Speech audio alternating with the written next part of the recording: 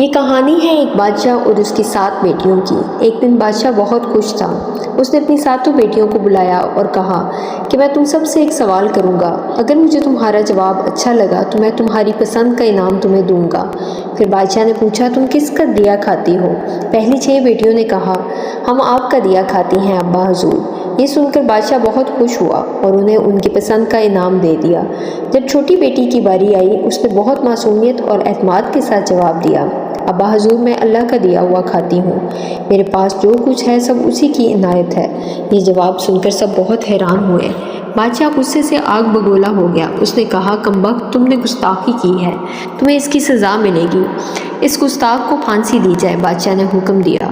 محل میں ہلچل سی مچ گئی، لیکن اگر کوئی مطمئن تھا تو وہ شہزادی تھی۔ اس کے چہرے پہ ڈر خوف کا کوئی نشان نہ تھا۔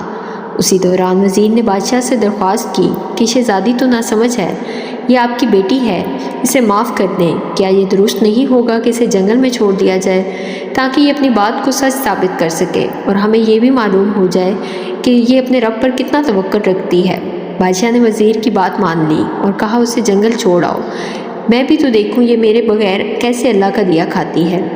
یہ سن کر بھی شہزادی پرسکون تھی۔ وہ جانتی تھی کہ یہ آزمائش بھی اللہ کی رحمت کا دروازہ کھولے گی۔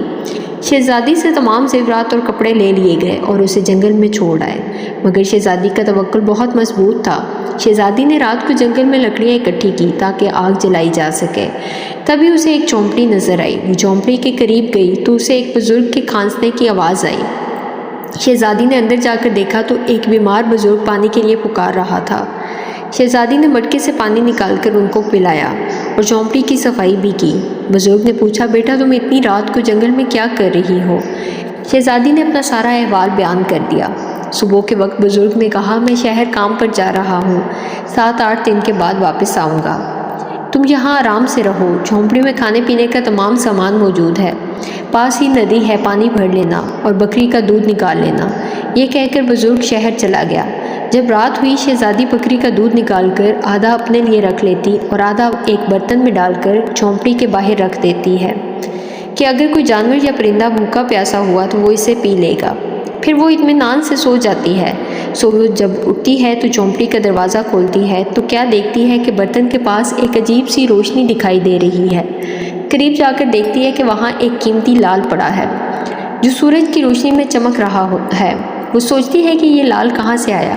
پھر اس کی نظر برتن کے آس پاس زمین پر پڑتی ہے جہاں سانپ کے نشان دکھائی دیتے ہیں، تو اس کے ذہن میں وہ کہانی آئی جو اس کی دادی نے بچپن میں اسے سنائی تھی کہ جب کوئی سانپ کسی سے خوش ہوتا ہے تو وہ ایک لال اگل دیتا ہے۔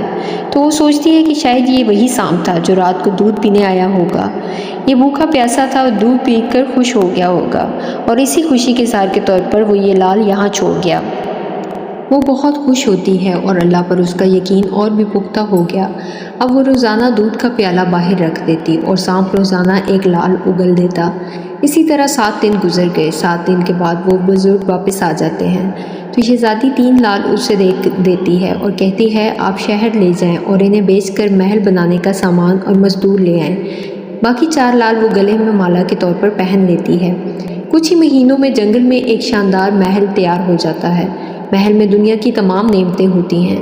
شہزادی ایک لکڑی کی فیکٹری بھی بناتی ہے جہاں غریب لوگوں کو نوکری مل جاتی ہے۔ اسی طرح دیکھتے ہی دیکھتے جنگل ایک شہر کی صورت اختیار کر گیا۔ دور دور تک اس کی شہرت پھیلتی گئی اور شہزادی کے باپ تک بھی پہنچ جاتی ہے۔ بادشاہ نے شہزادی کو ملنے کا پیغام بھیجا۔ شہزادی نے شرط رکھی کہ بادشاہ تمام بیٹیوں کے ساتھ ملنے کے لیے آئے۔ شہزادی نے 7 طرح کے کھانے پیش کیے اور ہر کھانے کے ساتھ اسی رنگ کا لباس اور زیورات پہن کر حجاب کر کے آتی۔ بادشاہ بہت متاثر ہوا اور اس سے پوچھا کہ تم میری بیٹیوں کی طرح ہو، پھر یہ پردہ کیسا؟ شہزادی نے کہا، میں تیار ہو کر آتی ہوں۔ تھوڑی دیر میں وہ سادہ کپڑوں میں ملبوس ہو کر آئی تو بادشاہ نے اسے پہچان لیا کہ یہ تو میری بیٹی ہے۔